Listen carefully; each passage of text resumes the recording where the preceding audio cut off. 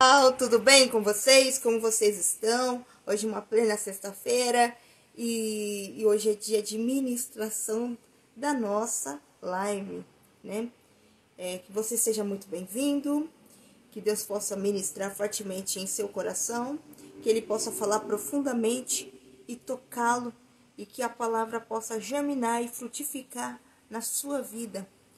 Sabemos que a palavra de Deus é o único meio a qual nós temos o remédio, a cura e temos a direção que precisamos para que o Espírito Santo possa estar nos transformando, nos moldando e nos conformando à imagem do nosso Deus. Sabemos que a palavra ela tem o poder cuja ela é simbolizada até como espada, de tão profunda que ela pode penetrar na nossa vida e fazer as modificações que só o Espírito Santo de Deus é capaz de fazer. Que neste momento agora eu te convido a orar juntamente comigo, para que nós pudermos dar o início a esta ministração de hoje. Curva a sua cabeça, vamos estar orando. Senhor meu Deus, querido Pai, Jesus Cristo, alcança essas vidas, Senhor, que precisa de Ti. Alcança essas vidas, Senhor, que precisa, Senhor, de ser, Pai, restauradas, reconstruídas. Espírito Santo de Deus, a palavra não é minha, a palavra, Senhor, é sua. Espírito Santo de Deus, direciona essas pessoas, Pai, que precisa tanto do Senhor. Jesus, que o Senhor possa estar salvando, curando, que o Senhor possa, Pai, estar dando o discernimento e o direcionamento que eles tanto precisam da parte do Senhor. Espírito Santo, sabemos, Pai, que só o Teu Espírito Santo pode nos conduzir por intermédio do Senhor.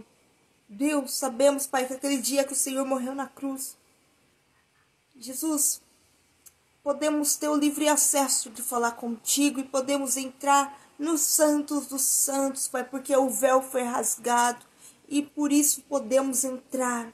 Espírito Santo de Deus, aonde eu tiver uma vida, Senhor, que está assistindo essa live ou que irá assistir, Espírito Santo, que o Senhor possa tocar nesses corações, que o Senhor possa transformá-los, que o Senhor possa reconstruí-los, restaurá-los, Senhor, porque eu não tenho esse poder, mas o Senhor tem. A Tua palavra é poderosa. Espírito Santo de Deus, sabemos que só por intermédio do Teu Espírito Santo que podemos obter e termos a cura que precisamos, o alívio que precisamos. Oh, Espírito Santo de Deus, Espírito Santo da verdade, alcança essas vidas, Pai. Alcança, Senhor. Alcança, Senhor, onde houver uma vida precisando de Ti, Pai, neste momento alcança. Oh, Espírito Santo de Deus, alcança, Senhor, esse lar, alcança essa família. Oh, Espírito Santo, alcança, Pai, com cura, restauração, libertação, transformação, Pai. Deus, toca, Senhor, neste momento, Pai. Repreenda, Senhor, toda síndrome, Pai, de pensamento acelerado, toda depressão, toda opressão, todo sentimento de incapacidade, Espírito Santo de Deus, possa ser repreendido agora. Deus, alcança essas vidas, Pai, que estão passando por uma fase de ansiedade, tomando antidepressivos. Oh, Espírito Santo de Deus, alcança essas vidas, Pai, com a libertação, com cura. Alcança, Pai, porque o Senhor tem este poder. Alcança, Senhor, com salvação. Alcança, Pai. Alcança, Espírito Santo, e possa tocar nessas vidas, possa reconstruir essas vidas, tudo por Teu nome ser glorificado, ser exaltado. Oh Deus, faça o Teu reino avançar, nos conforma a imagem do Teu Filho sobre a nossa vida. Espírito Santo de Deus, Pai, Deus, neste momento, Senhor, eu quero muito Te agradecer por tudo, Pai. Fale, Pai, aos corações. Fale, Senhor, a essas vidas. Em nome do Senhor Jesus. Amém. Neste momento eu te convido a abrir a sua Bíblia no livro de Neemias, capítulo 1 em diante, que diz assim: as palavras de Neemias, filho de Acalias. E sucedeu no mês de Quisleu, no ano 20º, estando eu em Suzã, a fortaleza, que veio Hanani, um de meus irmãos, e ele e alguns de Judá. E perguntei-lhes pelos judeus que escaparam e que restaram do cativeiro acerca de Jerusalém. E disseram-me: os restantes que não foram levados para o cativeiro, lá na província, estão em grande miséria e desprezo. E o muro de Jerusalém fendido e as suas portas queimadas a fogo. Neemias, ele é filho de Acalias, e eles pertenciam à tribo de Judá. Eles foram levados para o cativeiro, juntamente com os outros judeus. Nessa fase, eles foram escravizados, ficaram no exílio durante 70 anos. Por quê? Deus já havia falado sobre a destruição de Jerusalém. No entanto, o povo não se voltava a Deus. Deus levantou vários profetas. Deus levantou Isaías, que clamou para o povo voltar, se arrepender dos seus pecados e voltasse a Deus. Só que o povo não quiseram voltar. E eles cometiam adultério espiritual contra Deus, o povo de Israel. Outrora eles adoravam a Deus de Baal, outrora adoravam a Deus. Eles estavam divididos.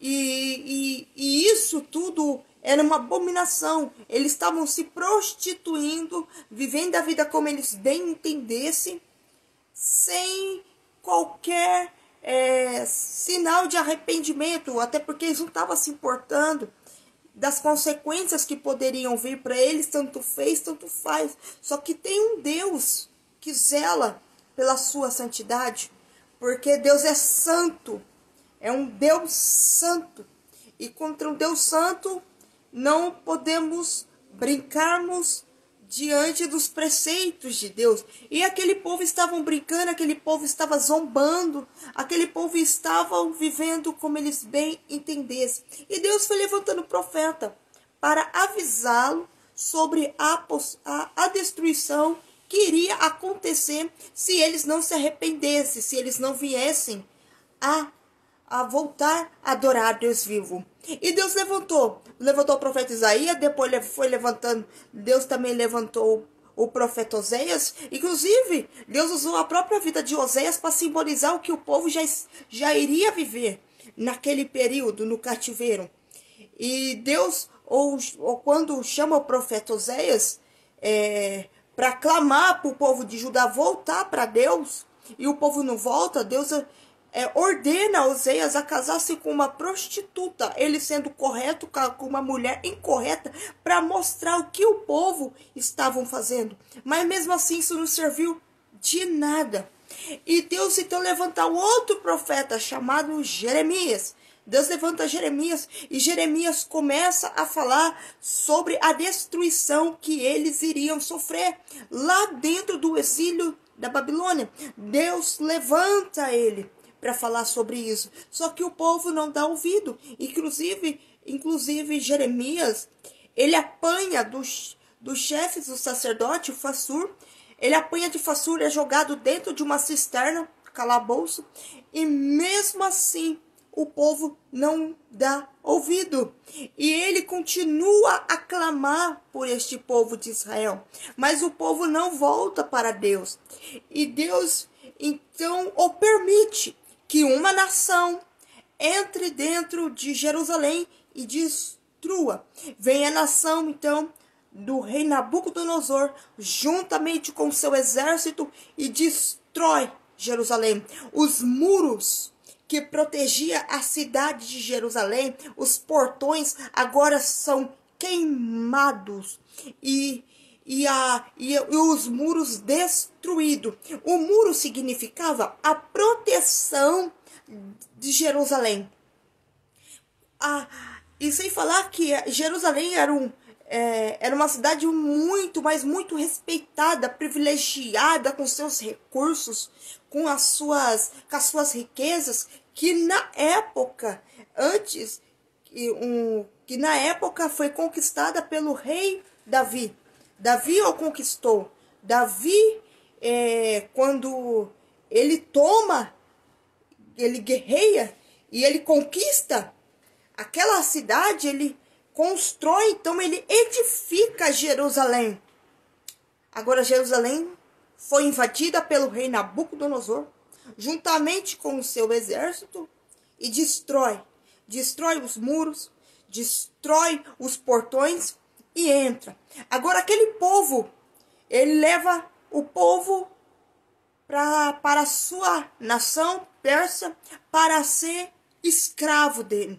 Então agora aquele povo, Neemias, Daniel, os amigos de Daniel, Sadraque, Mesaque, Abednego, vão tudo nessa época para a Babilônia. Agora eles são escravos. Só que algumas pessoas ficam. Só que a metade das pessoas vão para a Babilônia. Agora vão servir ao rei Nabucodonosor. Agora eles vão ser escravos. Escravo não tem direito. Escravo não faz o que quer. Escravo faz o que o outro manda. E lá dentro da Babilônia, eles sofrem. Alguns começam a trabalhar no minério, nos lugares muito precários, terrível, e eles sofrem as consequências dos seus erros. Porque Deus o permitiu? Por causa do pecado. E isso é uma forma de simbolizar para nós o que o pecado faz. O pecado escraviza. O pecado... Oi, dona Laodiceia. O pecado escraviza. O pecado atormenta. O pecado faz com que os nossos olhos fiquem cegos diante dos nossos erros e começamos agora a ver isso tudo como normal. Por quê? O pecado deixa o nosso coração sujo, corrupto, sem nós perceber. Chega de mansinho, mas ele vai se aflorando. É igual as raposinhas. Só precisa de uma única brecha para ela ir fazendo o quê? A ruína na vinha toda. Então, toda vez que o povo de Israel se desviava de Deus, se esquecia de Deus, Deus o permitia que viesse uma nação e o tomava e levasse e aprisionasse aquele povo. Para quê? Para que eles se lembrassem de Deus, para que eles se voltassem a Deus. Agora esse povo está em Jerusalém, está na Babilônia. E passa-se, e Deus fala na palavra que eles iam ficar 70 anos ali dentro da Babilônia, ali dentro servindo aqueles outros reinos. Passa-se um tempo, rei Nabucodonosor morre, vem outro rei, também morre, e vem o rei então persa, chamado Artaxerxes, que é este rei que Neemias vai o servir. E ele agora se torna o copeiro do rei. Copeiro era muito mais do que um mordomo. Ele tinha uma função de uma extrema responsabilidade. Ele experimentava a bebida, a comida do rei para certificar que não estava envenenada. Só que um servo tão próximo do rei, ele tinha muitas influências que poderia usar tanto para o bem quanto para o mal. E poderia fazer qualquer tipo de estratégia e o rei não perceber. Só que Neemias, ele levava o caráter de Cristo, a competência de Cristo. Ele tinha as suas competências todas em obediência a Cristo. E a Bíblia fala que Neemias era um homem respeitado, responsável. Então, quando passa-se 70 anos do cativeiro, aquele povo agora, eles poderiam voltar para sua terra, para a sua nação, Jerusalém. E eles voltam. Alguns decidem ficar, porque sabia que lá não estaria numa condição favorável para morar, porque estava um caos. Jerusalém estava um caos. Muro destruído, o muro significava proteção.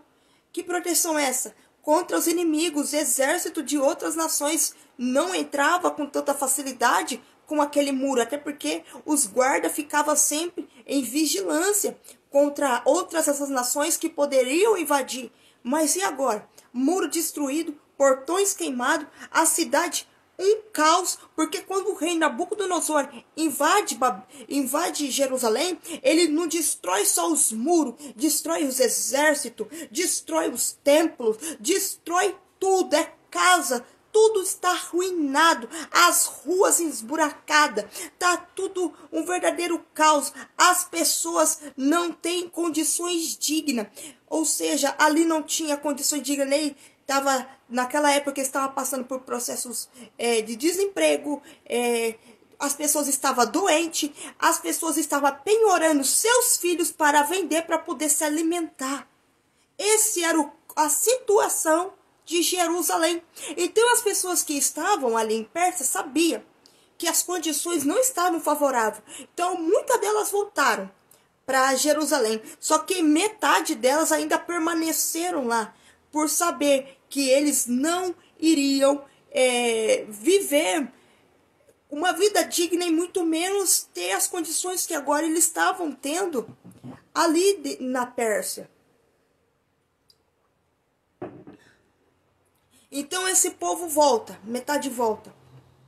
Neemias decide ficar, até porque ele estava muito bem dentro ali do reino, do palácio do rei Artaxerxes. Ele estava muito bem, ele estava bem sucedido, ele estava muito bem aparado, ele não precisava se preocupar com muitas coisas, a não ser responsabilidade dentro do palácio e as responsabilidades de estar sempre ali servindo o rei, sempre atento aonde o rei iria, o que ele precisava, porque por mais que o rei, toda vez quando o rei ia apresentar em público, o Neemias estava sempre à disposição para qualquer conselho que o rei poderia lhe pedir. Então ele era uma pessoa muito bem aperfeiçoado, por mais que fala na Bíblia que ele era um leigo. Só que ele era um leigo aperfeiçoado, porque durante servindo o rei Artaxerxes, ele foi se desenvolvendo nas suas funções.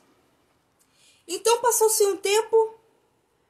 A palavra de Deus fala que, aqui no versículo 2 do capítulo 1, que veio Anani, um de seus irmãos, ele e alguns de Judá. E nisso, o que acontece? Neemias pergunta, é como se chegasse um amigo.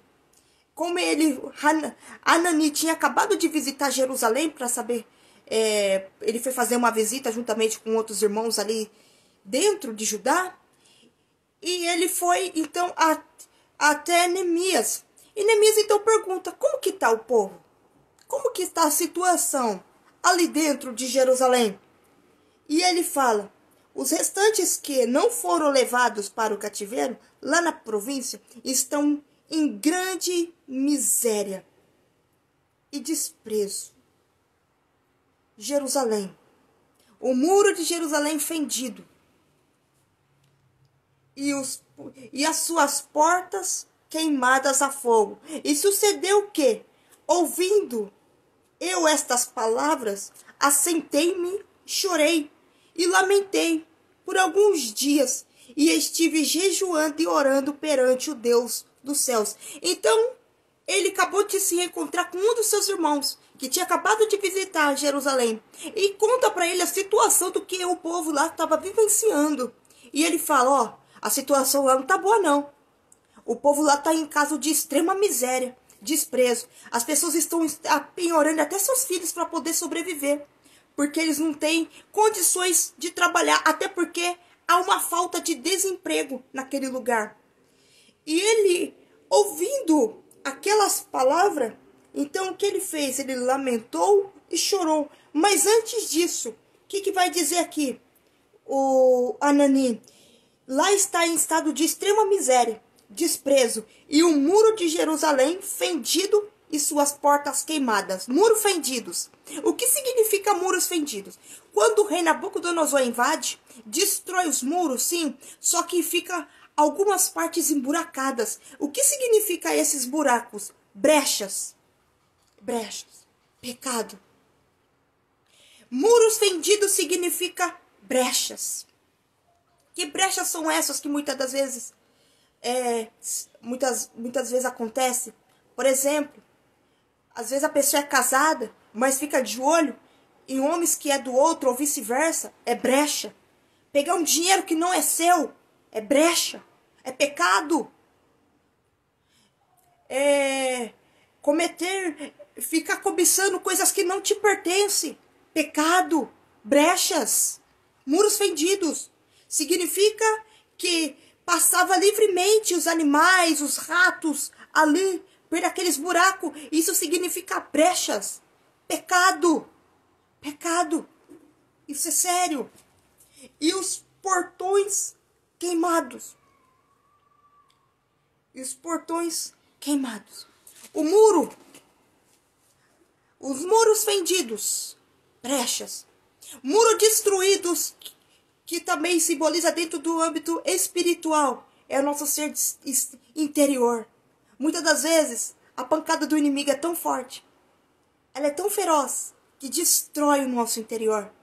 Assim como o rei Nabucodonosor invadiu Jerusalém, destruiu Jerusalém, é assim também que o inimigo faz na nossa vida. Muitas das vezes com palavras de brutalidade ao nosso coração.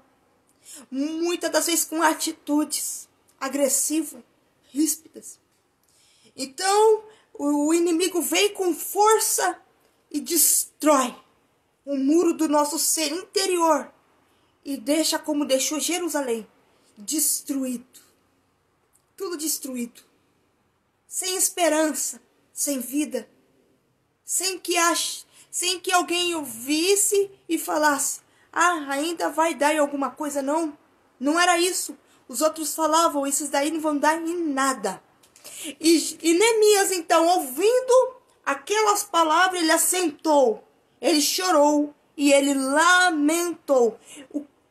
O que a Bíblia está nos ensinando sobre o processo de reconstrução? Primeiro, analisa o estado que está a sua vida.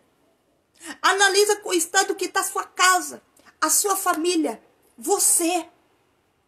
Muitas das vezes nós temos manias, o hábito de agir pelo âmbito natural, financeiro. Ah, eu vou dar um telefonema. Ah, eu vou fazer um empréstimo. Eu vou resolver essa situação. A Bíblia fala que Neemias primeiro ele sentou, lamentou e chorou. O processo da nossa reconstrução começa primeiro pelo lado que?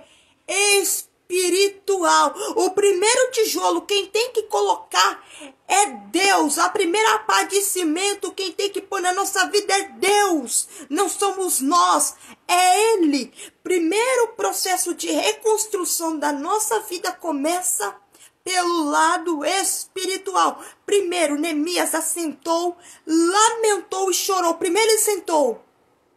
Ele pensou: meu Deus, que situação difícil. Que isso? Ele lamentou. Primeiro ele assimilou. Ou seja, essa situação que está acontecendo, temos que o quê? Assimilar. Ver, chorar, lamentar. Porque muitas das vezes estamos passando por processos tão difíceis nas nossas vidas, mas achamos que temos que fazer um empréstimo, tenho que dar um telefonema, eu tenho que falar com um amigo, eu tenho que pedir conselho.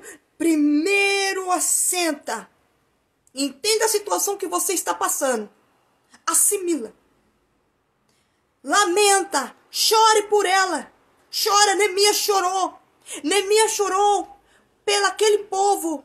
Ele lamentou por aquela nação, por aquele povo. Ele estava muito bem na Pérsia, ele estava muito bem ao lado do rei Artaxerxes, mas ele chorou, se lamentou por um povo que ele poderia muito bem deixar para lá e falar: eu estou bem aqui, mas ele não foi indiferente. Muitas vezes na nossa vida nós somos diferentes com as causas e problemas dos outros. Somos indiferentes, somos insensíveis. Neemias não. Então primeiro, senta, assimila, chora, lamenta. Sim, Neemias chorou. Ele lamentou o estado da ruína daquele lugar. O que nós temos que fazer também? Chorar, nos lamentar pelo estado que muitas das vezes está ruim da nossa vida, da nossa história, da nossa casa, da nossa família. É sentar, é assimilar, é ver, é observar, é buscar entender e chorar e lamentar, sim. que é uma das instruções que Neemias aqui fez, ele dá para nós fazer também. Primeiro de tudo, sentar, assimilar, chorar, lamentar. E depois disso, o que aconteceu? Assentei-me, chorei, lamentei por alguns dias e estive jejuando e orando. Neemias, ele chorou, ele lamentou, mas ele tirou o que? Um tempo de oração e jejum. A reconstrução primeiro começa pelo lado espiritual. Ele chorou, ele lamentou e ele jejuou. Ele jejuou por alguns dias perante Deus. Ou seja, diante do caos que a nossa vida se encontra, temos que tirar um tempo para Deus, jejuar, orar. Não, Jeffrey, eu vou dar um telefonema, eu vou falar com um amigo, eu vou pedir um conselho, um direcionamento para um pastor, para alguém. Não! A reconstrução começa no seu secreto, no seu particular. E a primeira pá de cimento, o primeiro tijolo a ser colocado é Cristo. É pelo lado espiritual, porque é Ele que tem que pôr. A primeira massa de concreto, quem tem que pôr na reconstrução é Deus. O primeiro tijolo a ser colocado depois da massa de concreto é Deus. Não somos nós, é Ele. A primeira coisa que tem que acontecer na nossa vida é Deus. E depois o que acontece? E disse: Ah, Senhor Deus dos céus, Deus grande e terrível, que guarda o conserto e benignidade para com aqueles que amam e guardam os teus mandamentos. Quando Neemias ouviu essas palavras, foi no mês de Quisleu, no ano 20º, ou seja, no mês de Quisleu. Quisleu foi entre novembro e dezembro que isso aconteceu, que ele ouviu essas palavras do irmão dele de Anani. Foi entre novembro e dezembro. E ele então, primeiro, ele jejuou. Ele orou. Pedindo o que para Deus? Uma direção para ele ir e edificar os muros lá em Jerusalém. Primeiramente, precisamos pedir a direção de Deus. Enquanto Deus não der a direção, não é você que vai pôr as mãos. Enquanto Deus não der a direção, não é você que vai fazer alguma coisa. Enquanto Deus não der a direção, não é você que vai fazer com as suas próprias mãos, porque vai fracassar, vai dar errado. Primeiro temos que agir na direção de Deus. E Neemias ficou 4 meses jejuando e orando a Deus. E quando que veio a direção de Deus para Neemias? No capítulo 2. Sucedeu, pois, no mês de Nissan, no ano 20º do rei Artaxerxes, que estava posto o vinho diante dele, e eu tomei o vinho e dei ao meu rei, porém nunca antes estivera triste diante dele. E o rei me disse: aqui está a resposta do rei. Aqui está a direção que Neemias buscava. Neemias estava no seu secreto, orando e jejuando, pedindo uma direção para ele ir lá reconstruir os muros. Mas antes ele precisava da direção de Deus. E Deus deu a ele aqui. E disse: por que estás triste o teu rosto, pois não está doente? Não é isso senão tristeza de coração. Então temi muito em grande maneira. O rei o percebeu, que o semblante de Neemias estava triste, e olhou, perguntou o que estava acontecendo. Ali era a direção de Deus, porque ele teve uma oportunidade de falar o que estava acontecendo lá em Jerusalém, e se ele podia ir para lá para reconstruir. E o rei Artaxerxes então dá a ele a oportunidade de ir. E ainda também o ajuda com alguns recursos que ele poderia precisar. E Neemias, então, antes de sair, ele saiu da Pérsia na direção de Deus. A reconstrução na nossa vida tem que acontecer na direção de Deus. Não é na nossa direção. Não é na nossa forma. Não é da nossa maneira. Aí você pode pensar, mas demora? Primeiro, escute a direção de Deus, que Ele há de te atender. Ele há de falar com você o momento certo e a hora certa, porque senão vai fracassar, vai dar errado. E Neemias, então, ele foi até Jerusalém. E ele começou a reconstrução em Jerusalém no mês, peraí, isso deu o quê? 20. No mês de Nissan. Ele começou mês de Nissan entre março e abril. 4 meses orando. 4 meses jejuando. 4 meses que ele se entristeceu por aquela cidade. Eu não sei pelo que você está passando, mas será que não é possível tirar um período de jejum, de oração? Muitas das vezes, pessoas acham que Deus não responde oração, que oração é perca de tempo. Não é não. Há poder na oração. Há poder. Deus há de responder. Deus respondeu a Neemias. Neemias, então, ele foi para Jerusalém para reconstruir aquele muro. Chegando ali em Jerusalém, ele agora está pronto para reconstruir aquele muro. Porque enquanto Neemias orava e jejuava, Deus estava preparando ele para esse grande projeto. Porque a reconstrução era um grande projeto na vida de Neemias. Talvez o que você está enfrentando hoje na sua vida seja que você busca uma restauração na sua família, uma restauração no seu casamento, uma restauração no seu lar. Talvez você esteja passando por problema que você é cristão, mas os seus filhos estão na ruína das drogas, se aprofundaram no homossexualismo, ou muitas das vezes você se encontra desvirtuado da presença de Deus, não se sente mais a presença de Deus, ou já faz anos que você não sabe mais nem o que é ler a Bíblia, já não sente mais a presença de Deus. Talvez você esteja há anos dentro da igreja, mas morto espiritualmente. Você precisa ser reconstruído. Você precisa de uma restauração na sua vida, e Deus há de te restaurar. Talvez você seja uma pessoa vil, bruto, rancoroso, precisa de restauração, precisa buscar em Deus a reconstrução na sua vida.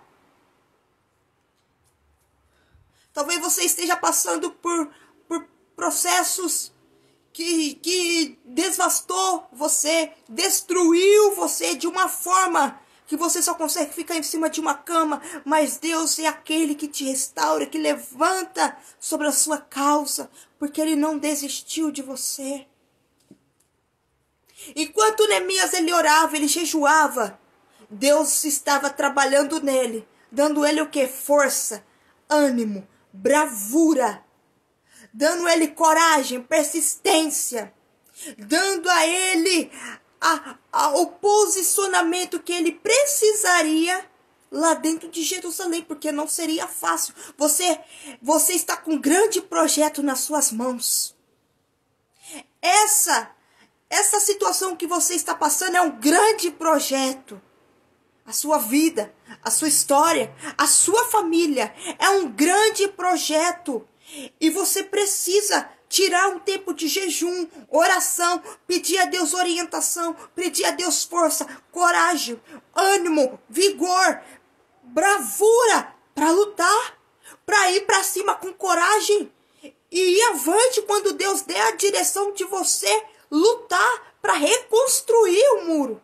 Quando Neemias chega agora em Jerusalém, ele tá com o tijolo nas mãos, pronto para poder restaurar aquele lugar, edificar aquele lugar. Se levanta 2 homens, Tobias e Sanbalate, duas grandes oposições, dois governadores muito poderosos da época, e se opõem à reconstrução de Neemias. E quem são, muitas das vezes, esses inimigos? É o desânimo. Por isso que temos que pedir para Deus o quê? Nos fortalecer. Por este motivo, Neemias, ele orou, ele jejuou, ele buscou. Porque muitas das vezes, quando vamos dar o primeiro passo, a primeira coisa que vem na nossa cabeça aí, você não vai dar em nada. É só mais um. É só mais um. É só mais um diante da multidão. E como que estava Jerusalém? Jerusalém estava com os muros fendidos. Estava em grande miséria e desprezo. Quando as pessoas nos desprezam, os atos e as atitudes que elas vão ter sobre nossa vida é de falta de respeito. Vão nos debochar, vão rir, vão zombar. Ah, aquele ali não vai dar em nada, é só mais um. Então as pessoas não nos respeitam. Pessoas não respeitam quem elas desprezam. Pessoas não respeitam aqueles que para elas nunca vão ser nada. Por quê? Porque diante deles, para eles, você é pequeno. E se você é pequeno, então eles podem agir e falar e fazer o que eles bem entendem. Até porque é só mais um. E então, quando as pessoas desprezam o outro, a atitude que vai ter sobre a sua vida vai ser de falta de respeito. Não vai te respeitar. Porque para eles você é só mais um. É só mais um. Não passa de mais um. Não vai dar em nada. Ah, esse daí já era. Já era. É um caso perdido. É um caso isolado. Ah, qualquer dia desiste. Porque o desprezo mostra o quê? Falta de respeito. A Jerusalém estava sendo desrespeitada. Não tinha, as nações não tinham respeito por Jerusalém. Ninguém mais tinha respeito. Talvez você esteja assim. As pessoas não têm respeito pela sua vida. Não te respeita como ser humano. Simplesmente debocha, ri da sua cara e é só mais um. Só que você tem o quê? Você tem um Deus que nunca desistiu de você. Nunca te abandonou. E saiba que Jesus também foi rejeitado, foi humilhado, foi zombado. Então é para Ele que nós temos que olhar. Quando nós olhamos para Cristo, todas as coisas se tornam pequenas diante do que faz a nossa vida. Porque os nossos olhos têm que estar focados nele. Porque a partir do momento que nós tiramos o foco em Cristo, colocaremos foco naqueles que estão querendo a nossa, cada dia, ruína, tristeza. Então era assim que Jerusalém estava. Destruída, zombada, humilhada, desrespeitada. Talvez você foi uma pessoa que já teve todas as economias, já foi uma pessoa bem-sucedida economicamente, uma pessoa bem-sucedida no seu âmbito espiritual, financeiro, acadêmico, mas hoje você se encontra simplesmente destruído, sem nada do que tinha antes. E hoje as pessoas não têm respeito pela sua vida, porque para a sociedade muitas das vezes só temos valor diante daquilo que temos. Isso vale em qualquer ambiente. Porque é assim que hoje se encontra. Mas quando nós olhamos para Cristo, por isso que nossos olhos têm que estar em Cristo. É somente nele. Tudo se torna pequeno. Mas Deus é aquele que nunca esqueceu de você. Nunca te abandonou. Nunca. Talvez você é uma pessoa que já foi tão bem instruída, já teve de tudo, teve um casamento lindo, perfeito, maravilhoso, mas o seu casamento se encontra destruído. E você se vê num estado de grande miséria e desprezo, o desrespeito. Mas Deus é aquele que se levanta para reconstruir. E diante disso, o que nós temos que fazer? Orar, jejuar e buscar em Deus a direção, buscar em Deus a resposta. Neemias, então, chegando dentro de Jerusalém, ele teve duas grandes oposições. Ele tinha a oportunidade de recomeçar, a reconstruir aquele muro, até Porque o profeta Jeremias fala no seu livro: quem se lembrará de você, Jerusalém? Quem o dia vai edificá-lo? Deus levanta Neemias para fazer isso. O que Neemias fez por Jerusalém é simplesmente o que Deus fez por nós naquela cruz. Aleluia. Oh, aleluia. Enquanto muitos estavam agindo indiferente para aquelas pessoas, para aquele lugar, há um homem que Deus o tocou profundamente no coração, que não era indiferente. Muitas das vezes, e o que é a indiferença? A indiferença é um pecado. Porque você só se importa consigo, mas não se importa com o próximo. É um pecado. A indiferença hoje tem tomado patamar na vida de muitos de nós. Tem tomado. Ver o outro sofrer. Ah, é só mais um. Deixa ele sofrer, ele que se vire. Eu só me importo com a minha família. Eu só me importo com a minha vida. Eu só me importo comigo. Egoísmo. Neemias não. Neemias deixou tudo. Deixou o cargo dele de copeiro. Ele deixou os seus privilégios, a sua influência. Deixou tudo para ir atrás de pessoas que eram desprezadas, humilhadas, rejeitadas, maltratadas pelos outros, que não dava valor nenhum, que não se importava. Lá foi Neemias. Aleluia. E quando Neemias chegou, lá teve duas grandes posições, teve Tobias e Sanbalate. Neemias reuniu todo o povo que estava disposto a edificar aquele muro. O povo ficaram meio assustado e ao mesmo tempo surpreso, mas eles decidiram reconstruir. E nessa época também, vamos ler e vamos ver que Esdras participou da reforma destes muros. Algumas pessoas importantes quiseram deixar um legado, participaram. E quando vinham as oposições, Neemias estava encorajando o povo: continue, vamos à frente, vamos conseguir, vamos à luta, não desista, vamos. E quando vinha a oposição: mas vocês não são capazes, você não vai conseguir. Neemias focou, Neemias confiou, Neemias levou seus olhos para Deus, Neemias se encheu de fé, Neemias se encheu de graça. O seu coração só tinha Cristo, confiante em Cristo, seguro em Cristo. Ele já tinha a direção de Deus, ele já estava fortalecido em Deus, ele já estava encorajado em Deus. Então nada o tombeou Neemias, nada o entristeceu Neemias, nada o derrotou Neemias, nada o frustrou Neemias, porque ele estava cheio da graça de Deus. Aleluia. Oh, aleluia, aleluia, aleluia. Aleluia. Oh, glória a Deus. Aleluia. Aleluia. Aleluia. Glória a Deus, glória a Deus, glória a Deus. Deus, aleluia, aleluia, aleluia, aleluia,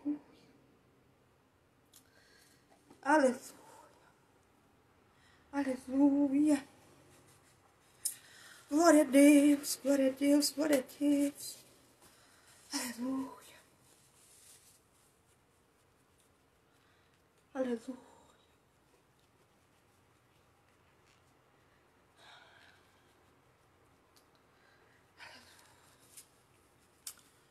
Glória a Deus. Oh, aleluia. Aleluia. Oh, aleluia. Glória a Deus. Aleluia. Aleluia. Aleluia, aleluia, aleluia. Aleluia. Aleluia. Aleluia. Vamos ver então Neemias. Ele não desistiu. Ele foi.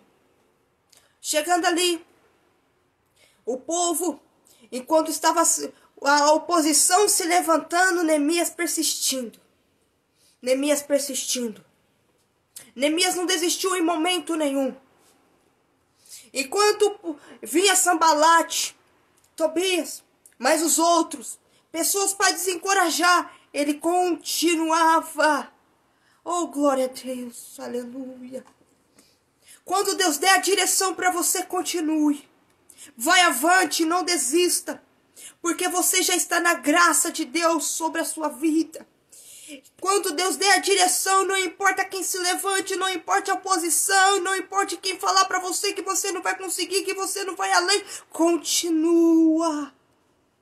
Continua, porque quem já deu a palavra sobre a sua vida foi Cristo. Continua. Não desista. Continua. E a Bíblia vai nos dizer, no capítulo 6 do livro de Neemias, no verso... Tô conseguindo enxergar.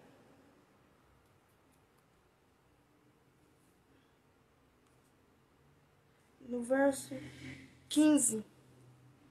No verso 15. E acabou-se, pois, o muro aos 25. E acabou-se, pois, a construção do muro 25 dias. Não, 52 dias. Em 52 dias. Neemias, ele passou 4 meses orando. 4 meses. Orando, jejuando. Mas quando Deus deu a direção, foi 52 dias para edificar os muros. E às vezes você está passando por um momento tão difícil que você olha e fala, é impossível. É impossível.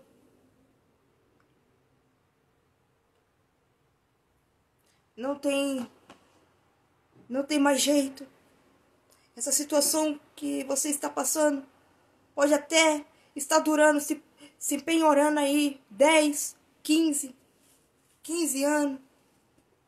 Mas quando Deus der a direção para você, saiba que não vai durar muito tempo. Saiba que não vai ser muito tempo. Vai ser rápido. Vai ser rápido. Porque Deus é aquele que quando Ele promete, Ele cumpre. Deus tinha deixado uma promessa.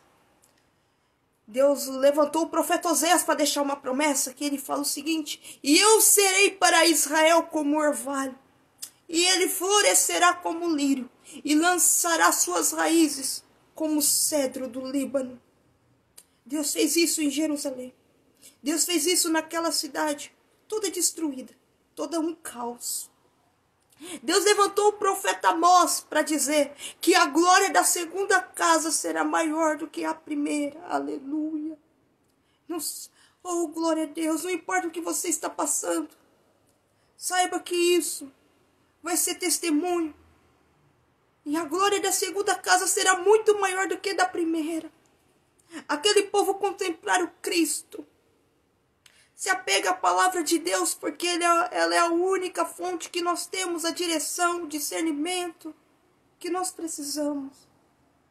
Deus reconstruiu aquele muro, mas Deus não reconstruiu só o muro de Jerusalém. Deus reconstruiu a vida daquelas pessoas que estavam destruídas, que estavam em caos de extrema miséria. Deus reconstruiu a vida daquelas pessoas. E Deus quer reconstruir a vida sua nesta noite. Deus quer reconstruir a sua vida, a sua história.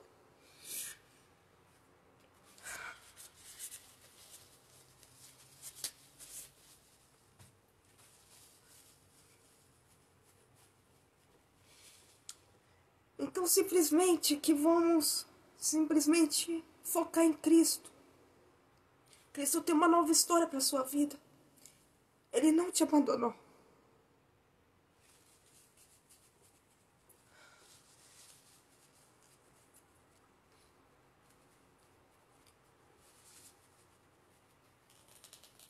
E Ele não esqueceu de você. Nesse momento, vamos estar orando e encerrando essa live. Senhor, meu Deus, Pai, muito obrigada, Senhor, por essa ministração. Muito obrigada, Senhor, por este privilégio de falar do Teu nome, de agradecer o Teu nome. Muito obrigada, Pai, porque não é apenas mais uma ministração, é a Tua palavra, e que o Senhor possa falar com vidas, possa reconstruir histórias, reconstruir lares, casamento, e que o Senhor possa, Senhor Jesus Cristo, Senhor, tirar pessoas, Pai, que muitas das vezes vivem em estado de extrema solidão. Mas assim como o Senhor falou, Pai, que o Senhor seria para Israel como um orvalho, e ele florescerá como lírio, e lançará suas raízes como o cedro do Líbano, Pai, faça também na nossa vida. Assim como o Senhor, Pai, falou, levantou o profeta Amós para falar que a glória da segunda casa será maior do que da primeira, faça isso também nas nossas vidas. Espírito Santo de Deus, Pai, e assim eu já te agradeço por tudo. Amém. Amém. Até mais, gente. Muito obrigada por vocês que ficaram até o final. E que Deus abençoe poderosamente a vida de cada um de vocês. Fica com Deus. Até mais. Tchau, gente. Obrigada.